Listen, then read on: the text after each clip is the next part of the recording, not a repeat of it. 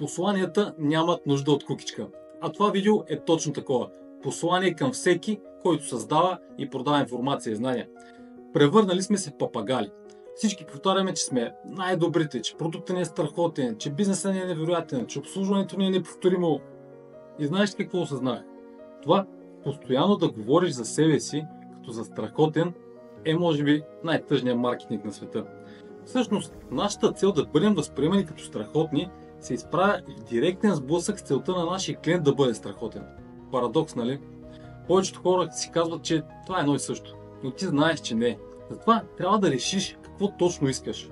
Да се конкурираш с клиентите си или да им служиш. Защото това, че потребителите ни възприемат като страхотни, е естествен страничен ефект от правенето на правилните неща. Това е ефекта, който търсим. Но не можем да го постигнем директно, повтаряйки на хората колко сме велики. Затова трябва да погледнеш какво прави твоите потребители успешни. Какво ги кара да говорят за теб с други хора.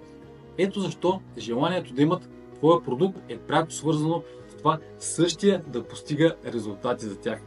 Проблема да го постигнем е, че предприемачите и маркетолозите се конкурираме в това самите ние да бъдем страхотни за аудиторията си, вместо да направим потребителите си страхотни.